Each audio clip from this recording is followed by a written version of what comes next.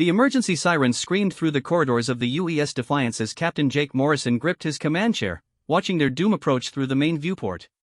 The planet below looked like a diseased eye staring back at him, mottled gray and black with sickly veins of purple energy crackling across its surface. Hull breach on decks 4 through 7, Lieutenant Sarah Chen reported from her station, her voice steady despite the chaos around them. Life support is failing. We've got maybe 10 minutes before the atmosphere becomes toxic. Jake's jaw tightened. 3 days ago, they'd been on a routine patrol along the outer rim, checking for Zephyrian raiders near the mining colonies. Now his crew of 43 souls was about to crash on a world that officially didn't exist, chasing a distress signal that had led them into the worst ambush in his 15-year career. "What's our status on the escape pods?" he asked, already knowing the answer from Chen's expression. "Pod Bay took a direct hit from that plasma cannon. We've got maybe 6 pods left, and half of those are showing critical system failures." She paused, fingers dancing over her console. "Sir, even if we get everyone off the ship, that planet, our sensors are picking up some seriously weird readings." Jake studied the tactical display. The 3 Zephyrian attack cruisers that had jumped them were long gone, having accomplished their mission of destroying a human patrol ship in neutral space. But they'd left the Defiance crippled and falling toward a world that shouldn't exist according to every star chart in the human database.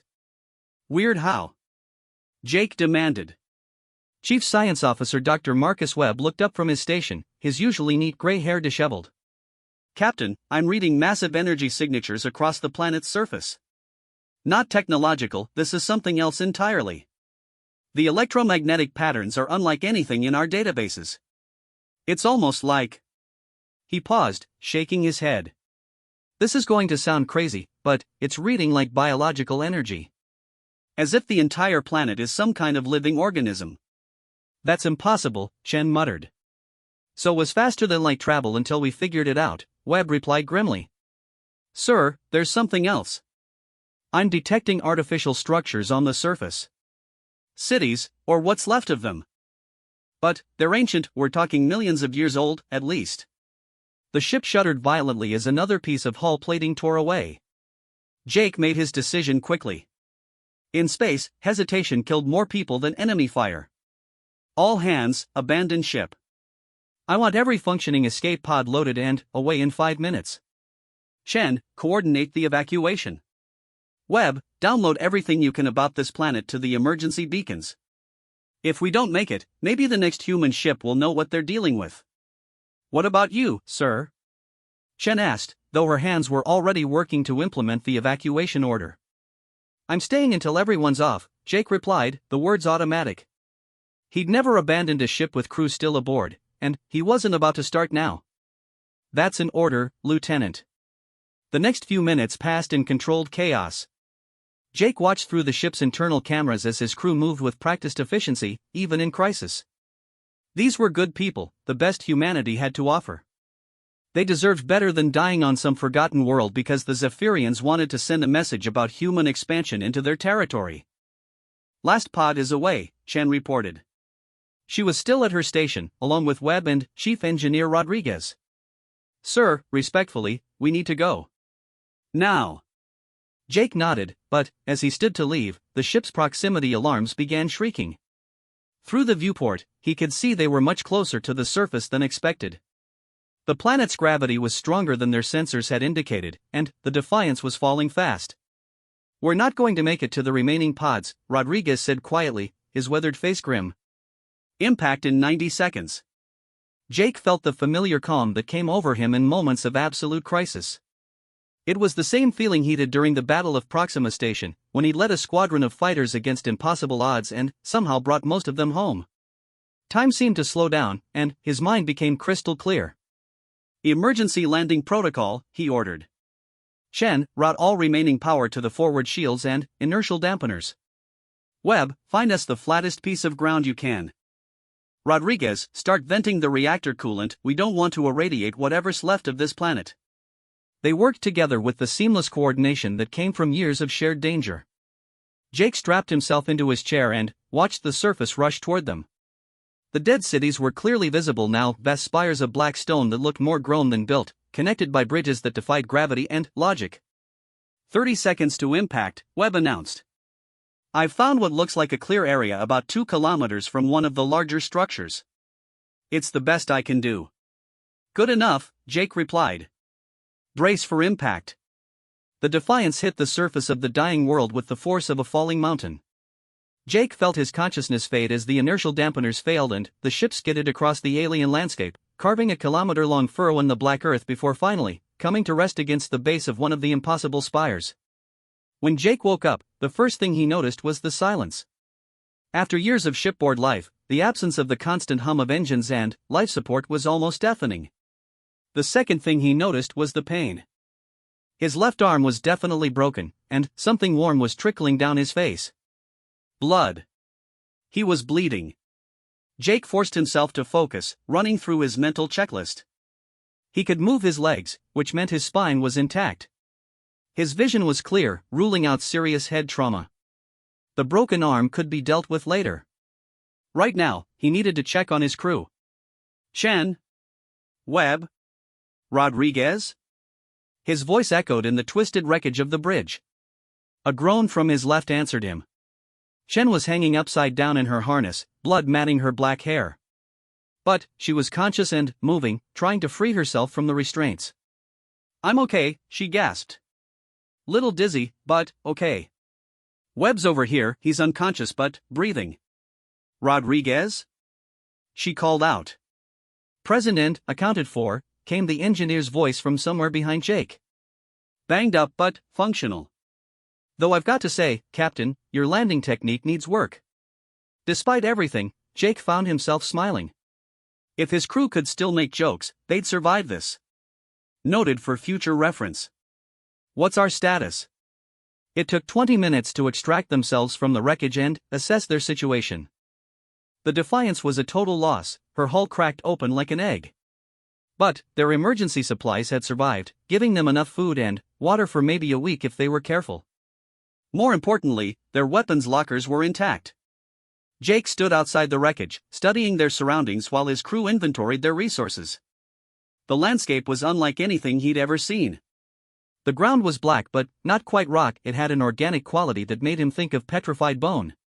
Strange formations jutted up from the surface at irregular intervals, some crystalline, others looking almost like fossilized trees. But it was the city that dominated his attention. The spire they'd crashed near rose nearly a kilometer into the sky, its surface covered in intricate carvings that seemed to shift and move when he wasn't looking directly at them. Bridges of the same black material connected it to other towers in the distance, creating a vast network that stretched to the horizon. Captain, Webb called out, his voice strained. You need to see this. Jake turned to find the scientist holding a small device, its screen displaying readings that made no immediate sense. What am I looking at? Atmospheric analysis. The air here is breathable, but it's got trace elements I've never encountered before. More concerning is the radiation signature. It's not harmful to humans, but it's definitely artificial. Someone or something has been manipulating the fundamental forces of physics on this world. How long ago? Based on the decay patterns? Could be anywhere from 1,000 to 1,000,000 years. But here's the really strange part. Webb pointed toward the spire. Those energy readings I mentioned? They're stronger near the structure. It's almost like the building itself is alive. Chen approached carrying a rifle and a medical kit. She'd cleaned the blood from her face, revealing a nasty cut along her hairline that had already been treated with synthetic skin. Sir, I've been trying to raise the escape pods on emergency frequencies. Nothing yet, but our equipment took a beating. They could be out there and we'd never know. Jake nodded. Finding his scattered crew was the priority, but they needed shelter first. The planet's sun, a bloated red giant that looked ready to collapse, was setting, and he had no idea what the night might bring on this world. We'll make camp in the ship's hull tonight, he decided. Tomorrow we scout for the others and try to figure out where exactly we are. But first, I want to take a closer look at that structure. If this world was inhabited, there might be technology we can use. Is that wise? Rodriguez asked, checking the power cell on his plasma rifle. We don't know what's in there. We don't know what's out here either, Jake replied. Better to gather information while we can. Chen, you're with me. Webb, Rodriguez, stay with the ship and keep trying to contact the others. The walk to the spire took longer than expected. Distances were deceptive on this world, and what had looked like a 2-kilometer hike turned into nearly 5. But, as they got closer, Jake began to understand why Webb's readings had been so strange. The structure wasn't just carved, it was alive. Or had been, once. The intricate patterns covering its surface weren't decorative, they were some kind of circulatory system, designed to channel energy throughout the massive building. Empty channels that had once glowed with power now lay darkened, lifeless. My God, Chen breathed, running her hand along the wall. It's like a fossilized organism. As if someone built a city out of living tissue and, then, it died. Jake was about to respond when he heard it, a sound like distant music, or maybe crying. It was coming from inside the spire, echoing through what must have been vast internal chambers. Did you hear that? He asked. Chen nodded, her weapon already in her hands. Something's in there. Something alive. They found an entrance, or what had once been one. A circular opening about 3 meters across, sealed by some kind of energy barrier that flickered weakly. As they approached, Jake could feel something pulling at him, a sensation he couldn't quite describe.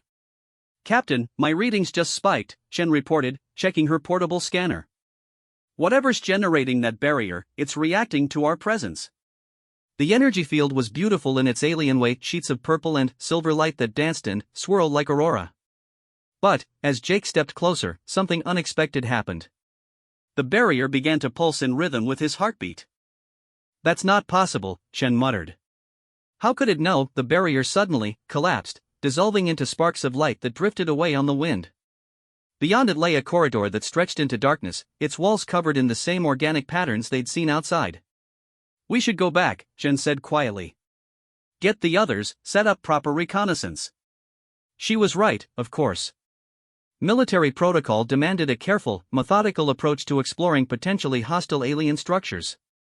But, as Jake stood at the threshold, he could hear that sound again, not music, not crying, but something that pulled at his heart with desperate need.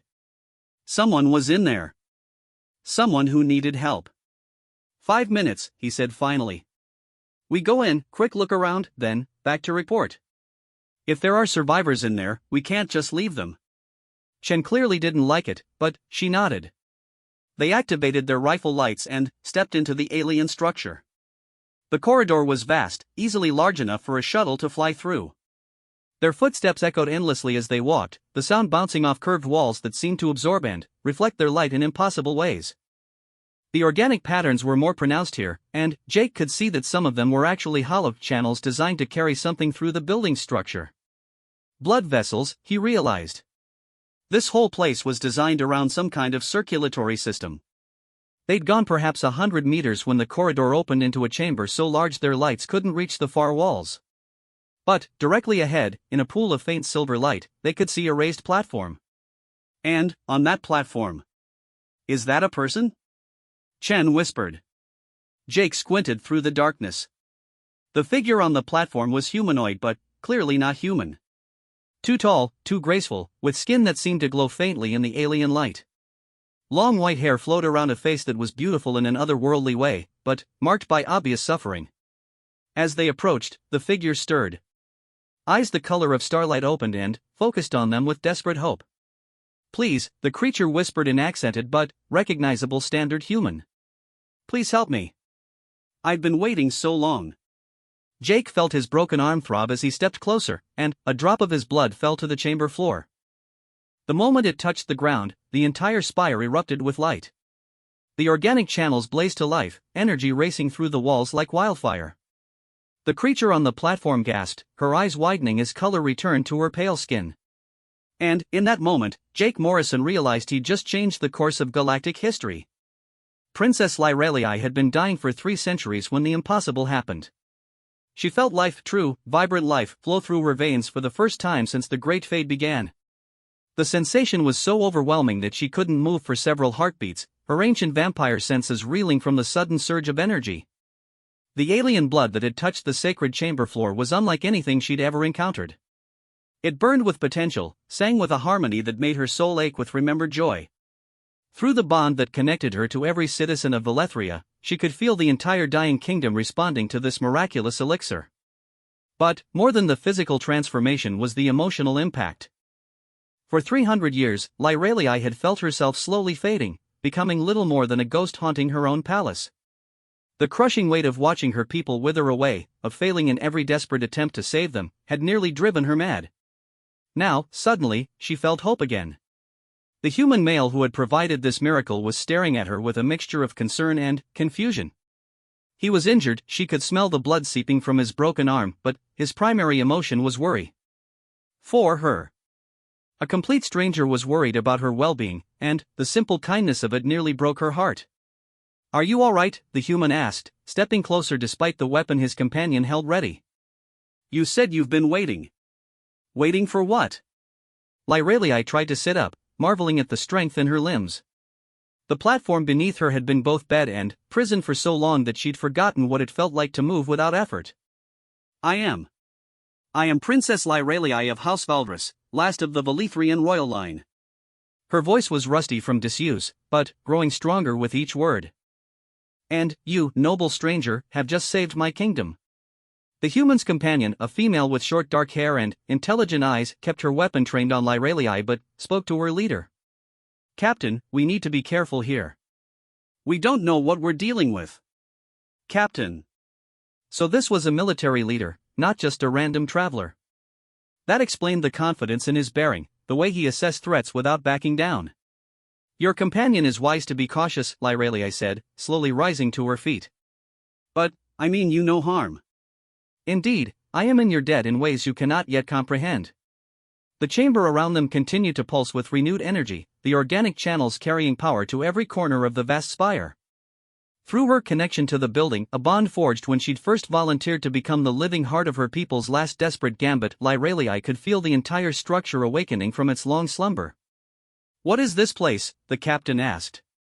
"And what are you?" It was a fair question, though the answer would likely strain his understanding of reality. Humans were newcomers to the galactic stage, she remembered. Their first contact with alien civilizations had been less than a century ago, and they had no experience with the older powers that ruled the dark spaces between stars. "This is the nexus of Valethria," she began, gesturing to the chamber around them. "The beating heart of what was once the greatest empire in this galactic arm. And I am a vampire, Captain. The last living vampire in a kingdom of the dying." To his credit, the human didn't immediately dismiss her words as fantasy. Instead, he studied her with the careful attention of a trained observer. "Vampire. Like in the old human legends? Drinking blood, immortal, that sort of thing?" "Your species' folklore contains echoes of truth," Lyralii confirmed. "Though the reality is more complex. We do not merely drink blood, we absorb life force, the spiritual energy that animates all living beings.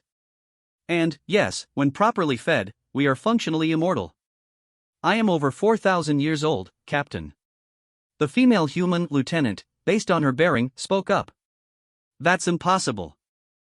Nothing lives that long." "Tell that to the eternal monarchs of Arcturus, or the hive queens of the Zephyrian collective," Lyralii replied with gentle amusement. "Your species has much to learn about the galaxy's older inhabitants. But that is not why fate has brought you here." She walked to the edge of the platform, moving with fluid grace that was both beautiful and vaguely threatening. The captain's companion shifted nervously, but the man himself stood his ground, radiating the kind of quiet courage that Lyralii had learned to recognize over her long life. 300 years ago, my people faced extinction," she continued, her voice growing heavy with old pain. "A plague swept through our territories, not a disease of the flesh, but a corruption of the spirit. It attacked the very essence of what made us vampire, slowly draining our ability to absorb life force. One by one, my subjects began to fade." The chamber's walls were now bright enough to reveal the full scope of the space. It was massive, easily 100 meters across, with dozens of smaller platforms arranged in concentric circles around the central dais. Each platform bore the skeletal remains of what had once been a vampire noble, their ancient bones glowing faintly with residual power. "My God," the captain breathed, understanding finally, dawning in his eyes. "This is a tomb." "A mausoleum," Lyralii corrected. "But also a last desperate gambit. When it became clear that conventional treatments could not stop the plague, our greatest scholars devised this place. The Nexus would gather the life force of the dying and channel it through a single vessel, me, in hopes of finding a cure.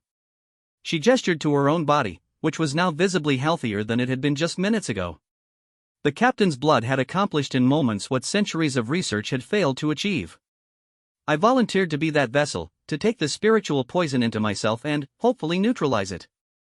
For 300 years, I have lain here as my people died around me, their fading essence flowing through my body, slowly killing me as well. But, our blood changed that, the captain said. It wasn't a question. Human life force is different, Lyralia explained, struggling to find words for concepts her own people barely understood. Pure in a way I have never encountered. When your blood touched the sacred floor, it didn't just feed me, it burned away the corruption that has been eating at my soul for centuries. The lieutenant stepped forward, lowering her weapon but keeping it ready. How do you know all this? How can you be sure it's permanent? Lyralia smiled, and, for the first time in 3 centuries, it was a smile of genuine joy rather than bitter resignation. Because I can feel them, Lieutenant. My people. Scattered across this dead world in their hidden sanctuaries, slowly dying. But, now they're stirring. The plague that has consumed us for so long is retreating, burned away by the purity of human essence.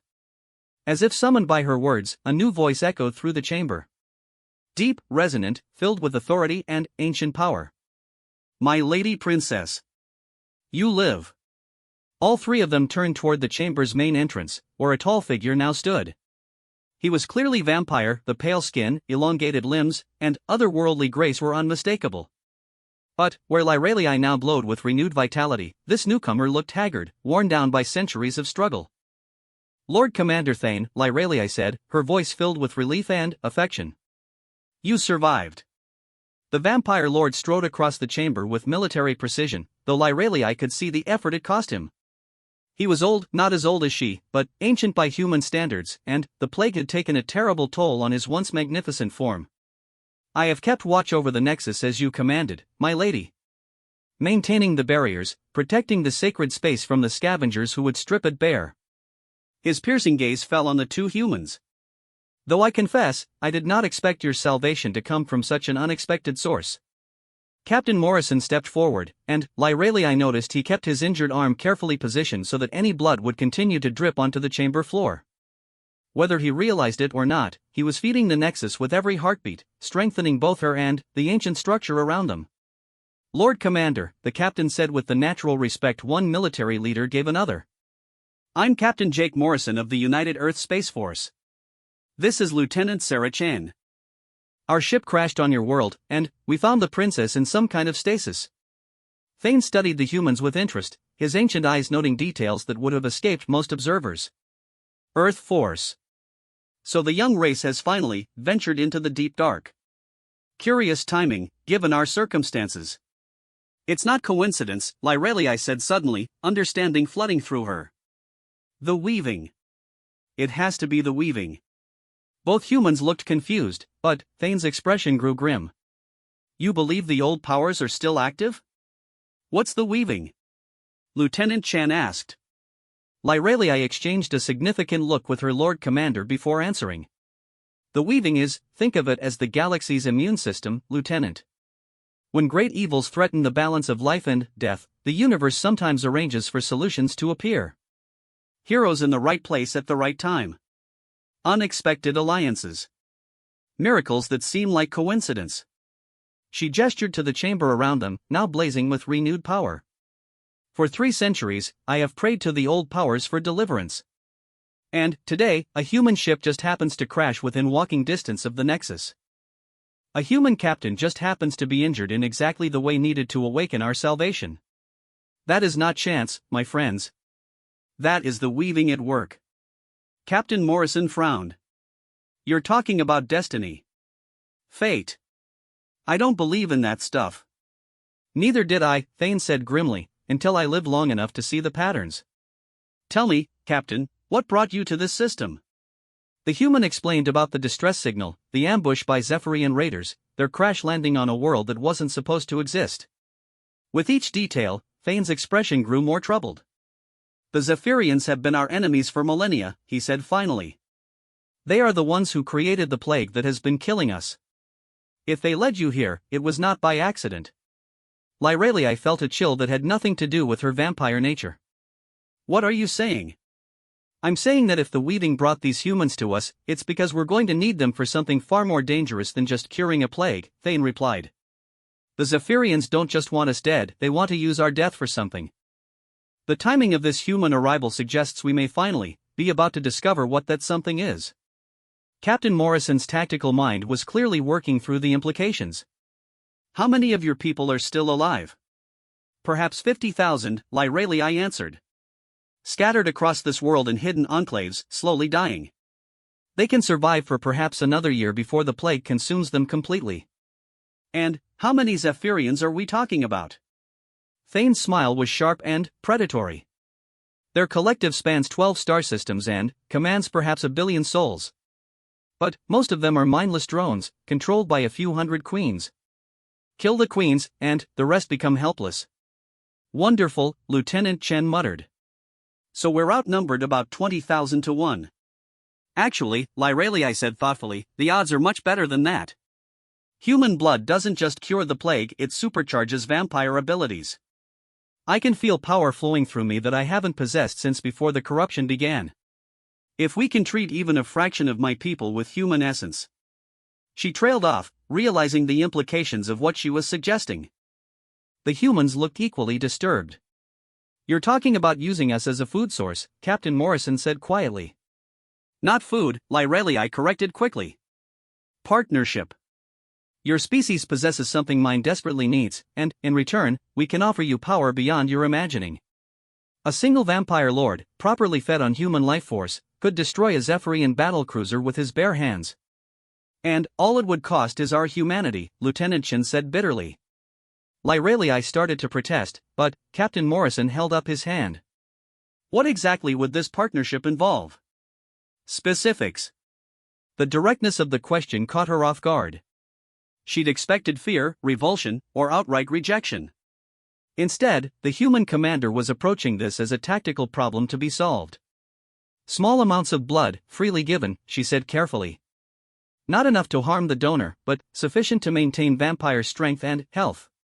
In return, vampire abilities, enhanced speed, strength, psychic powers, could be shared through the blood bond. Shared how? Thane answered this time. A vampire's bite can temporarily grant superhuman abilities to compatible species. Enhanced healing, increased physical capabilities, limited telepathy. The effects last for days or weeks, depending on the individual. Captain Morrison considered this in silence for several long moments. When he finally spoke, his voice was calm and decisive. I need to consult with my crew. But, hypothetically, if we were to agree to this partnership, what would be our first objective? Survival, Lyralii said simply. The Zephyrians know you're here now, and they know what your blood can do for us. They will send everything they have to destroy this world before we can grow strong enough to threaten them. How long do we have? Thane checked a device on his wrist that looked like crystallized starlight. Based on standard collective response patterns? Perhaps 72 hours before their main fleet arrives. Long enough to awaken my people and begin the transformation, but not long enough to restore us to our former power. Then, we'd better get started, Captain Morrison said grimly. Lieutenant, we're heading back to the crash site. Dr. Webb and Rodriguez need to know what we're dealing with. As they prepared to leave the chamber, Lyralii felt a spike of panic. The connection she'd formed with the human captain was still new, fragile. If he left now, would the bond hold? Would her people continue to heal, or would they fade back into the gray half-life they'd endured for so long? Captain, she called out, her voice betraying more desperation than she'd intended. The blood bond between us, it's not just medical. There are psychological effects. Emotional connections. I need you to understand what you're getting into. Morrison paused, turning back to her with those steady brown eyes. What kind of effects? Vampires who share blood with other beings develop strong protective instincts toward their partners, she explained, her cheeks flushing with embarrassment. And partners often feel drawn to their vampire protectors. It's not love, exactly, but it can be intense. To her surprise, the human smiled, a genuine expression of warmth that made her heart skip a beat. Princess, I've been a soldier for 15 years. I've learned to deal with intense situations. The question is, can you handle being bonded to a stubborn human who's probably going to make a lot of mistakes? Despite everything, the dying world, the approaching enemy fleet, the impossible odds, Lyralii found herself laughing. It was the first time she'd truly laughed in 3 centuries, and the sound rang through the chamber like music. I think, she said, I'm going to enjoy finding out. The journey back to the crash site gave Jake Morrison time to process what had just happened to his life. 3 hours ago, he'd been a simple starship captain trying to get his crew home safely. Now he was apparently part of some cosmic plan to save an ancient vampire civilization from genocidal aliens. And, somehow, the most disturbing part wasn't the vampires or the impossible odds, it was how right it all felt. The blood bond Lyralii had mentioned was real. He could feel her presence at the edge of his consciousness, a warm golden thread connecting him to someone who had suffered alone for centuries. Her pain was like an ache in his chest, but, more than that was her hope. For the first time in 300 years, Princess Lyralii truly believed her people might survive. And, that hope was infectious. Lieutenant Chen had been uncharacteristically quiet during their trek back across the alien landscape. As they crested the final hill and saw the broken hull of the Defiance below them, she finally spoke. Sir, I need to ask this straight out. Are you sure about trusting them? Because everything in my training says allying with unknown aliens is a recipe for disaster. Jake paused, considering his answer carefully. Chen was more than his second in command, she was one of his closest friends, someone whose judgment he trusted implicitly. If she had doubts, he needed to hear them. What's your specific concern, Lieutenant? They need our blood to survive, she said bluntly. That makes us valuable to them, but it also makes us potential prisoners. What happens when we say no? What happens if we want to leave? It was a fair question, and Jake appreciated that she was thinking tactically despite the overwhelming strangeness of their situation. From what I observed, Princess Lyralii could have taken my blood by force if that's what she wanted. She's clearly powerful enough. Instead, she's asking for partnership. Could be a long-term strategy. Make us feel safe, get us invested in helping them, then, reveal the true cost later. Maybe, Jake admitted. But, my gut says she's being straight with us. And, strategically, we need allies. Our ship is destroyed, we're stranded on a hostile world, and, apparently there's a Zephyrian fleet heading this way. Even if the vampires are using us, it's better than facing that alone.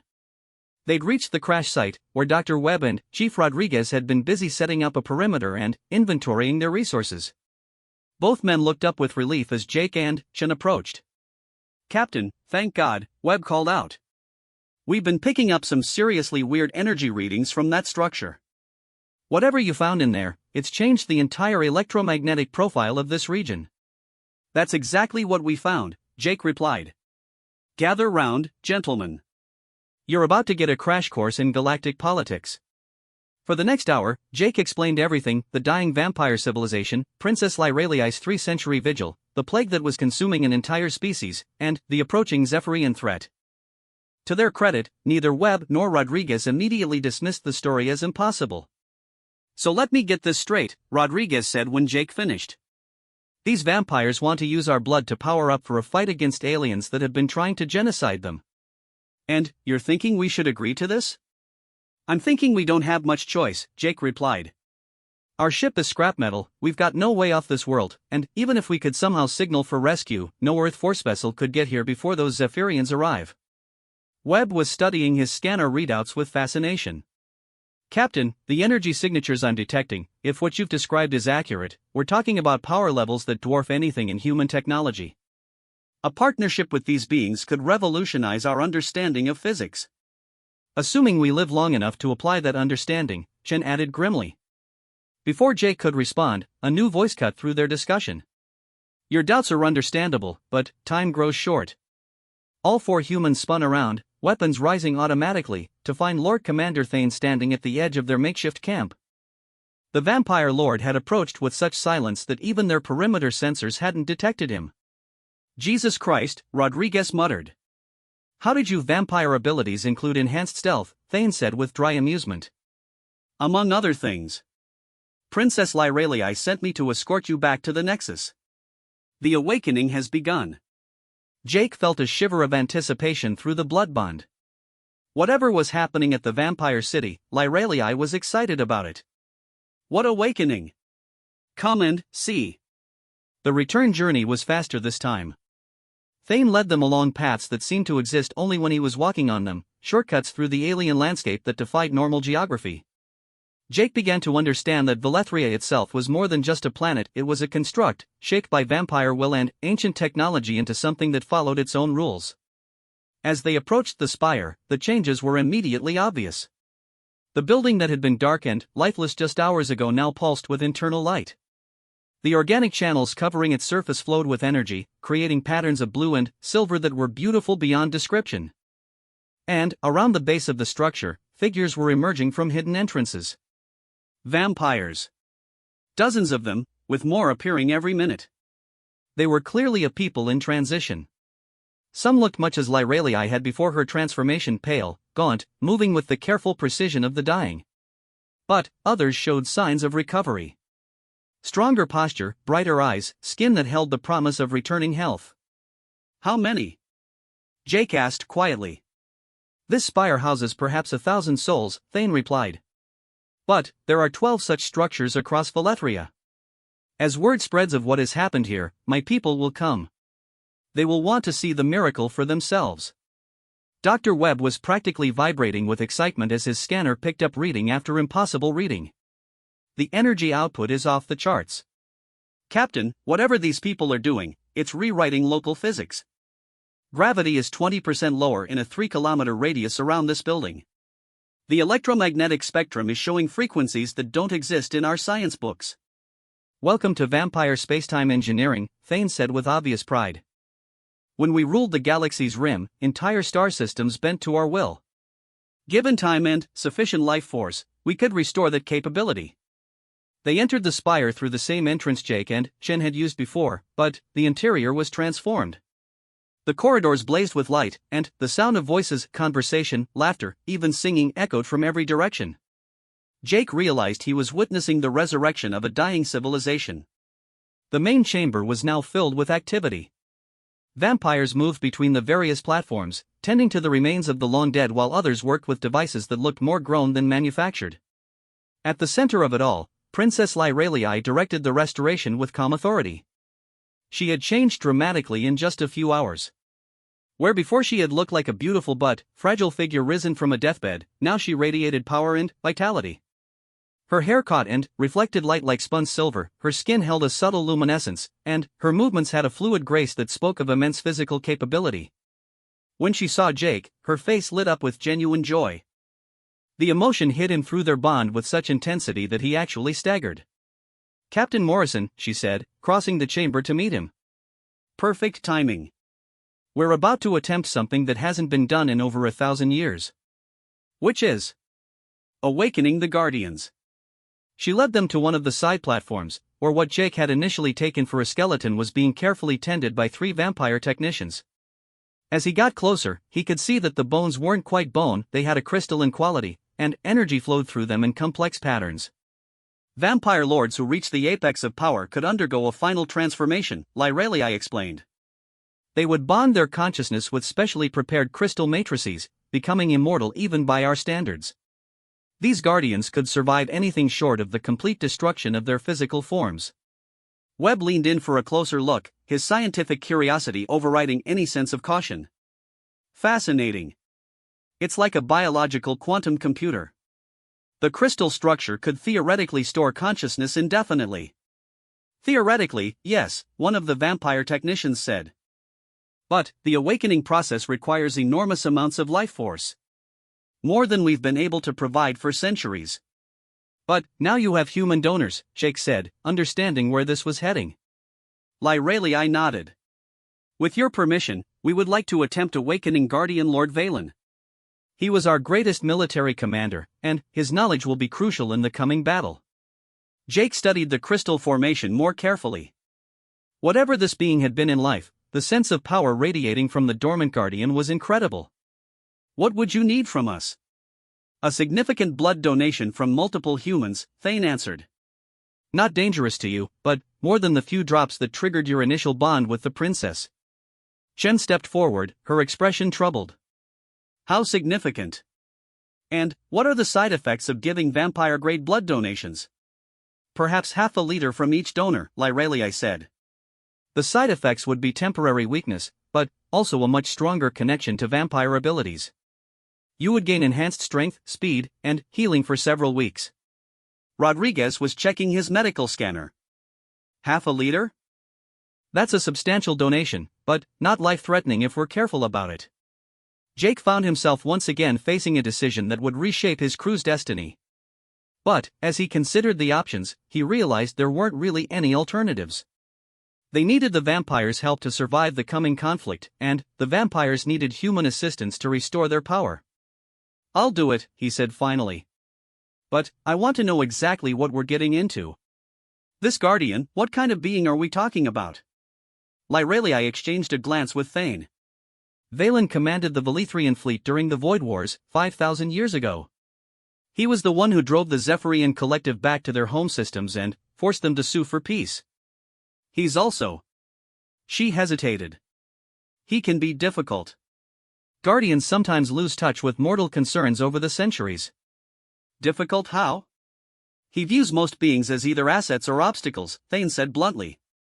Valen will help us because it serves his objectives, but he may not care much about human casualties along the way. Webb looked up from his readings. So we're potentially awakening a 5,000-year-old alien warlord with a casual attitude toward human life. That's not ominous at all. I'll keep him focused, Lyrelii said firmly. The blood bond between the captain and myself should give us some influence over how Valen interacts with your people. Jake considered this. In his experience, powerful military commanders, regardless of species, tended to be pragmatic above all else. If this Valen understood that humans were valuable allies rather than expendable resources, he could probably be reasoned with. All right, he decided. But we do this gradually. I'll provide the first donation, and we see how the Guardian reacts before involving my crew further. The process was surprisingly simple. Jake lay on a specially prepared platform while vampire technicians used what looked like living crystal needles to draw his blood. The fluid was immediately channeled into the Guardian's matrix through organic tubes that pulsed with their own inner light. The effect was immediate and dramatic. The crystal and bones began to glow brighter, energy racing through their structure in increasingly complex patterns. The air around the platform started to shimmer, and Jake could feel reality bending in ways his human senses couldn't quite process. Then, the Guardian's eyes opened. They were like looking into the heart of a star, brilliant white light that held depths of intelligence and experience that made Jake's mind reel. The crystal matrix began to shift and flow, taking on a more recognizable humanoid shape while maintaining its supernatural luminosity. When Guardian Lord Valen spoke, his voice carried the weight of millennia. I wake to find my people dying and the collective victorious. How disappointing. He sat up on the platform, his crystal form now resembling a tall vampire lord carved from living starlight. Those blazing eyes fixed on Jake with uncomfortable intensity. A human, Valen mused. How curious. Your life force tastes of potential, young one. Untapped power waiting to be directed. His gaze shifted to Lyrelii. Princess. You look well for someone I expected to find dead. My Lord Valen, Lyrelii said, bowing respectfully. We have much to discuss. The situation is more complex than it appears. The Guardian rose to his feet with fluid grace, and Jake got his first sense of the being's true nature. This wasn't just a powerful vampire, this was something that had transcended normal limitations entirely. Valen's presence filled the chamber like a physical force, making the air itself feel thick with possibility. Indeed, the Guardian said, his crystal features shifting into what might have been a smile. I can sense Zephyrian ships approaching the system. Their queens think they come to witness our final death. His luminous form seemed to brighten with anticipation. How delightful that they will instead witness our resurrection. Jake felt a chill as those starbright eyes fixed on him again. And you, Captain Morrison, will play a crucial role in what comes next. The bond between you and the princess is unprecedented. Such connections have not been seen since the early days of vampire civilization. What does that mean, exactly? Jake asked. Valen's smile became distinctly predatory. It means, dear Captain, that you and your people may be the key to unleashing powers that have slept for 5,000 years. powers that could reshape the balance of galactic civilization. Chen stepped protectively closer to Jake. At what cost? The Guardian's laugh was like the ringing of crystal bells. Everything worthwhile has a cost, Lieutenant. The question is whether you're prepared to pay it. The Zephyrian fleet dropped out of hyperspace like a plague of mechanical locusts, their bioships emerging from the twisted dimensions of faster-than-light travel with the synchronized precision that marked them as products of a hive mind. Captain Jake Morrison stood on the observation deck of the newly awakened Velithrian Spire, watching through the building's organic sensors as nearly 200 enemy vessels took position in high orbit. 48 hours had passed since Guardian Lord Valen's awakening, and the changes to both the vampire civilization and Jake's own crew were profound. The ancient warlord had proven to be exactly what Lyralii had warned: brilliant, powerful, and utterly ruthless in his calculations.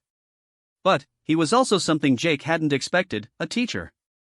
"Your species fascinates me," Valen had said during their first strategic planning session. "Humans possess an intuitive understanding of warfare that even vampires took millennia to develop. You grasp the concept of acceptable losses without losing sight of why those losses matter. It's a rare balance." Now, as the Zephyrian bioships arranged themselves in perfect battle formations, Jake was about to put that understanding to the ultimate test. Through his enhanced bond with Lyralii, strengthened by additional blood exchanges that had left both of them dizzy with shared power, he could feel the awakening vampire population across Velethria. 12,000 souls, rising from their 3-century deathbed with the fury of a people who had been pushed to the very edge of extinction. "Fleet composition analysis complete," reported Chief Rodriguez from his position at what had once been an alien control console but now responded to human touch as readily as vampire will. The engineer had adapted to their new circumstances with typical professionalism, treating vampire biotechnology as simply another system to master. "We're looking at 40 Dreadnought-class vessels, 130 cruisers, and about 30 support ships. Total crew complement estimated at 2 million Zephyrians." Dr. Webb, who had become completely absorbed in studying vampire science, looked up from his readings with troubled excitement. "The energy signatures from those ships are disturbing. They're not just weapons platforms, they're living organisms. The hulls show biological activity consistent with the largest creatures ever documented." Lieutenant Chen stood beside Jake, her enhanced senses now capable of perceiving details no normal human could detect. The vampire bite Lyralii had given her 2 days ago had transformed his reliable second-in-command into something approaching superhuman. Her reflexes were faster, her strength doubled, and her tactical awareness had expanded to include psychic impressions of enemy intent. "Something's wrong with their formation," she said quietly. "It's too perfect. Too rigid. They're not positioning for a standard orbital bombardment." Princess Lyralii approached from the chamber's central platform, her movements now carrying the fluid grace of a fully restored vampire noble. The transformation in her appearance was remarkable. Gone was the dying figure Jake had first encountered, replaced by a being of such obvious power and beauty that looking at her sometimes made his chest ache. The blood bond between them had grown stronger with each passing day, creating an emotional connection that was becoming difficult to ignore. "The lieutenant is correct," Lyralii said, her enhanced senses reading the bioship formation patterns with vampire precision. "They're not here to destroy us, they're here to harvest us. This is a capture fleet, not an extermination force." Valen materialized beside them with the unnerving way Guardians had of moving between spaces. His crystal form was now more solid, more present, fed by the life force donations from Jake's crew and a carefully selected group of human volunteers from the escape pods they'd finally located. The Guardian had proven surprisingly protective of the humans under his charge, treating them as valuable assets rather than disposable resources. "The collective has always been methodical in their evil," he said, his star-bright eyes analyzing the enemy formation with 5,000 years of military experience. "They drove my people to near extinction not out of hatred, but because vampire life force is the most potent spiritual energy in the galaxy. They want to farm us, not destroy us." The implications hit Jake like a physical blow. That's what this whole plague was about. Not genocide, domestication. "Precisely," Valen continued. "The spiritual corruption we've been fighting wasn't designed to kill us outright. It was meant to weaken us, make us dependent, easier to control. The collective planned to keep us alive but helpless, harvesting our life force for their queens until the end of time." Chen's enhanced tactical awareness was picking up new details from the enemy fleet. "They're deploying smaller vessels. Hundreds of them. Boarding ships. Through the building's biosensors, Jake could see the Zephyrian deployment clearly now. The bioships were launching swarms of smaller craft, organic fighters and boarding pods that moved with the coordination of antibodies responding to infection. But there was something else, patterns within the formation that spoke to his enhanced tactical awareness. They're hurting us, he realized. The main fleet isn't just positioned for capture, they're driving something toward the surface. Lyraliai's eyes widened as she understood. The Void Spawn. They're releasing Void Spawn on Valethria. Valen's crystal form flared brighter with fury. Impossible. The treaties forbid. His words were cut off as space itself seemed to tear open near the largest Zephyrian dreadnought. Something emerged from the rift, a creature so fundamentally wrong that Jake's human mind struggled to process what he was seeing. It was massive, easily the size of a city, but it existed in too many dimensions at once. Tentacles of living darkness whipped through space while eyes like dying stars opened and closed across its surface. What the hell is that thing? Rodriguez breathed. A creature from the spaces between realities, Valen said grimly. The Zephyrians made a pact with entities from the void long ago, trading their souls for power over death itself. Void Spawn are their ultimate weapons, beings that can exist in normal space but are not bound by its laws. More rifts were opening, releasing additional creatures. Jake counted at least 6 of the impossible beings before giving up. Each one was unique in its horror, but all shared the same quality of wrongness that made them painful to observe directly. Can we fight them? Jake asked. Under normal circumstances? No, Valen replied. Void Spawn exist partially outside reality. Physical weapons are largely useless against them, and even vampire powers have limited effect. But these aren't normal circumstances, Lyraliai said, understanding dawning in her voice. The human bond changes everything. Jake felt a surge of anticipation through their connection. What do you mean? Human life force isn't just pure, it's antithetical to void energy, she explained rapidly. Your species exists so completely in baseline reality that contact with human essence actually causes void creatures physical pain. Combined with vampire psychic abilities, we could create weapons that actually hurt them, Chen finished, her enhanced mind making the same connections. Valen's starbright gaze fixed on Jake with something approaching reverence. Captain Morrison, what I am about to ask will sound like madness. But I need you to trust me completely. I'm listening. I want to create a full combat bond between myself and your crew. Not just blood sharing, but a complete psychic fusion. Your human essence channeled through Guardian-level vampire abilities could create a weapon capable of destroying Void Spawn outright. Jake felt his crew's attention focus on him. This was the moment he'd been dreading and anticipating in equal measure. Everything they'd done up to this point had been preparation for a choice that would fundamentally alter what it meant to be human. Side effects, he asked. Unknown, Valen admitted. No human has ever formed a Guardian-level bond. You could gain incredible power, or the connection could destroy your minds entirely. Time frame for decision? Chen checked her readings. First Void Spawn will reach the surface in approximately 30 minutes. Jake looked at his crew, Sarah Chen, who had become more than human and somehow remained completely herself, Marcus Webb, who was studying vampire biotechnology with the focused intensity of a man discovering the secrets of the universe, Chief Rodriguez, who had adapted to their impossible circumstances with unflappable competence. They were good people, the best humanity had to offer. They deserved better than being forced into this choice. But they were also soldiers, sworn to protect human space from threats beyond imagination. And, right now, they were the only thing standing between the Zephyrian collective and galactic domination. Dr. Webb, Jake said finally. In your professional opinion, what are our chances of survival if we don't attempt this bond? The scientist checked his readings one more time before answering. 0, Captain. The Void Spawn will tear through our conventional defenses like they don't exist. Even with standard vampire enhancement, we're not equipped to fight entities that exist partially outside reality. And, with the Guardian bond?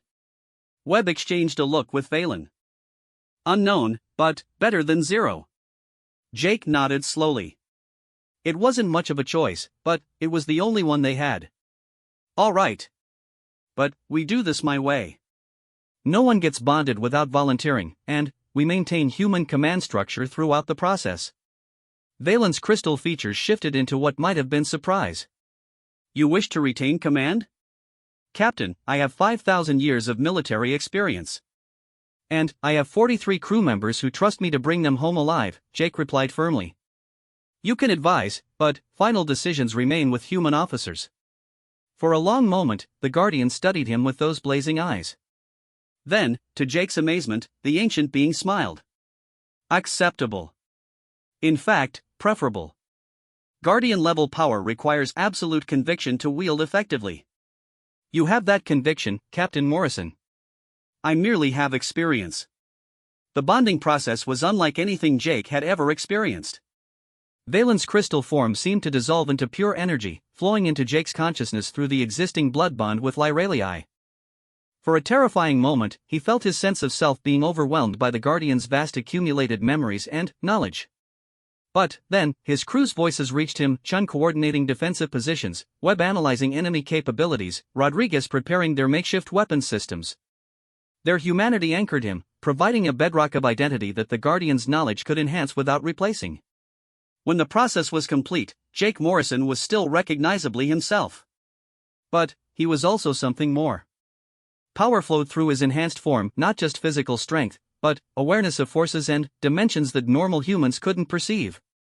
Through his connection to Lyralii and Valen, he could feel every vampire on Valethria, their combined will focused through his human determination.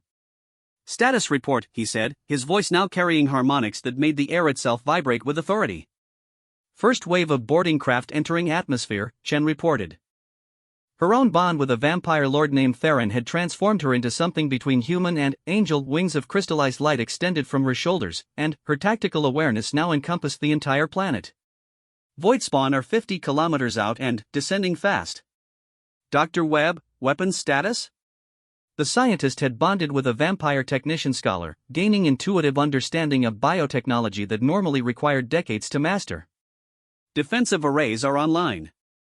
We've managed to jury-rig about a dozen human-vampire hybrid weapon systems. They should be effective against normal Zephyrian forces, but the void spawn. He shrugged helplessly. Rodriguez had undergone perhaps the most dramatic transformation, his bond with an ancient vampire engineer granting him the ability to literally reshape matter at the molecular level. Sir, I've been working with the Spire's biosystems. I think I can create localized reality anchors, fields of pure human essence that might be able to force void spawn into baseline dimension where conventional weapons can hurt them. Jake felt a surge of pride in his crew. Even transformed into something beyond human, they remained focused on the mission and each other.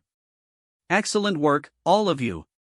Princess Lyralii, what's the status of our vampire forces? His bondmate and partner moved with liquid grace to his side, her enhanced form now radiating power that made the air shimmer.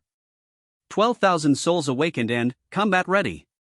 Not at full strength, but enough to face conventional Zephyrian forces.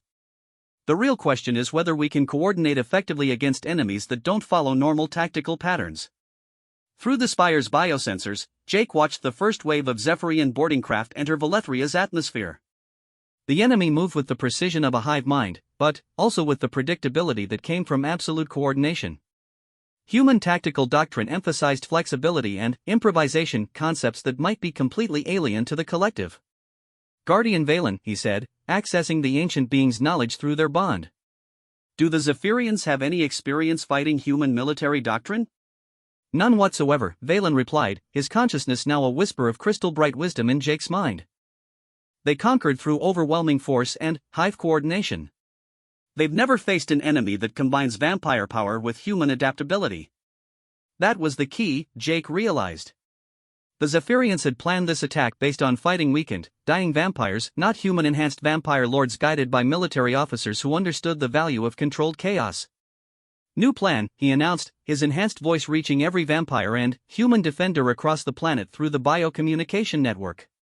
We're not going to fight them like vampires. We're going to fight them like humans. The battle for Valethria began with the most audacious tactical maneuver in the history of vampire warfare, a controlled retreat.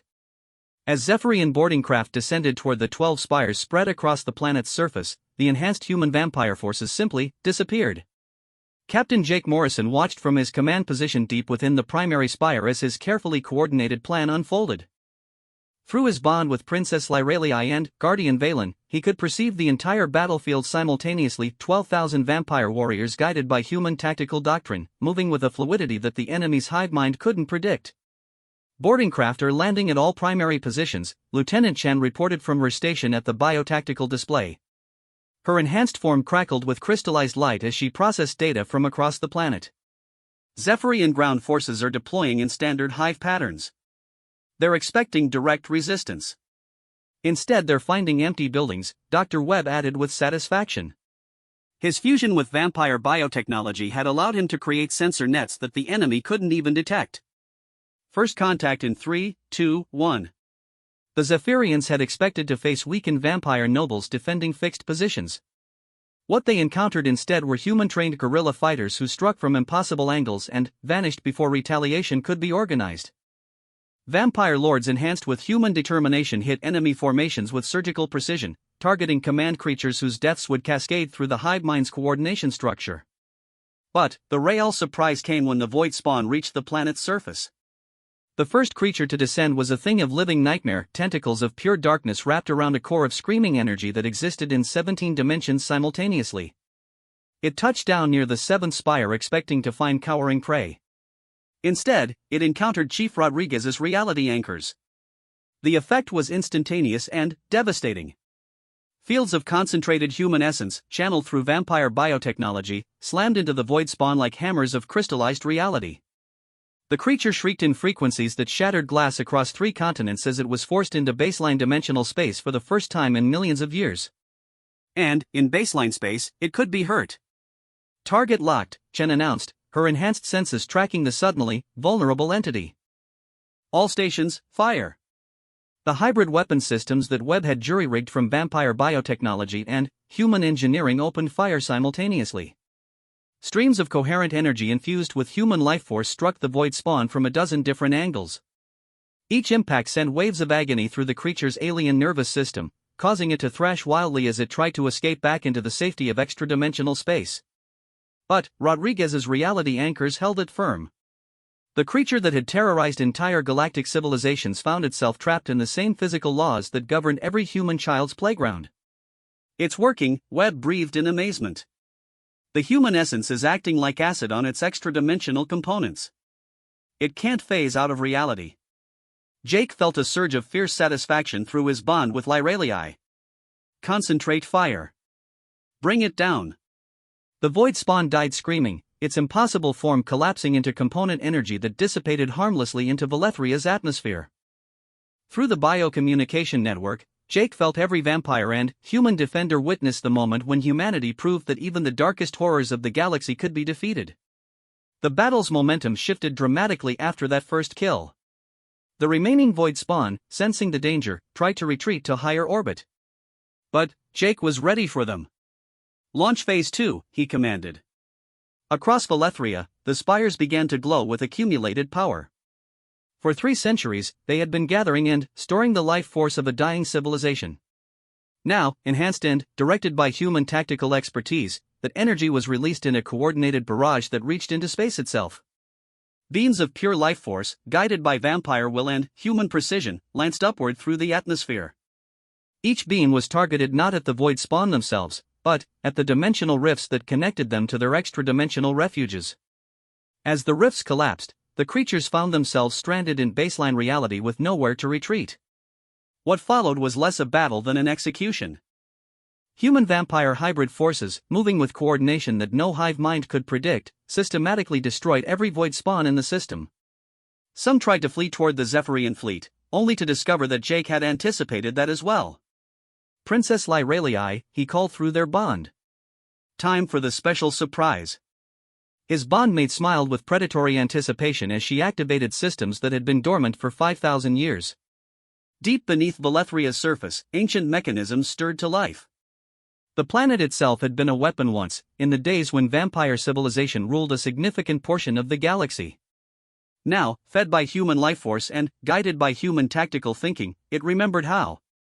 Space around the Zephyrian fleet began to twist and fold as Valethria's reality manipulation systems came online. The bioships found their faster-than-light drives failing as local physics was rewritten to prevent dimensional escape. Gravity wells appeared and disappeared without warning, scattering their formations. Even their hive mind coordination began to break down as psychic interference from the planet's biosystems disrupted their communication networks. "This is impossible," Guardian Valen whispered through Jake's consciousness, his ancient memory struggling to process what he was witnessing. The planet's weapon systems were destroyed in the Void Wars. They couldn't be repaired using vampire technology," Jake interrupted, understanding flooding through him. "But human engineering doesn't follow the same rules. We rebuilt them from the ground up, using principles that your people never discovered." It was true. While the vampires had spent centuries trying to restore their ancient systems using traditional methods, Webb and Rodriguez had approached the problem from a completely different angle. They treated the planet's biomechanisms as alien technology to be reverse-engineered rather than historical artifacts to be preserved. Combined with human adaptability and vampire power, they had created something entirely new. The Zephyrian fleet, trapped in normal space and cut off from their void allies, found themselves facing an enemy they had never prepared for: vampire lords with human tactical training, fighting from a planet-scale weapon system that operated on principles the hive mind couldn't comprehend. The battle lasted 6 hours. When it ended, the collective had lost an entire expeditionary fleet and learned a terrible lesson about underestimating the newcomer species from the galaxy's rim. But, for Jake Morrison and his crew, the real victory wasn't military, it was personal. Standing on the observation deck of the primary spire 3 days after the battle, Jake watched as human and vampire engineers worked together to establish permanent communication systems with Earth. The partnership that had begun as a desperate alliance was evolving into something much more significant. "The first Earth Force ships will arrive within the week," Chen reported, her enhanced senses monitoring the communication channels. "Admiral Harrison wants a full briefing on everything that's happened here."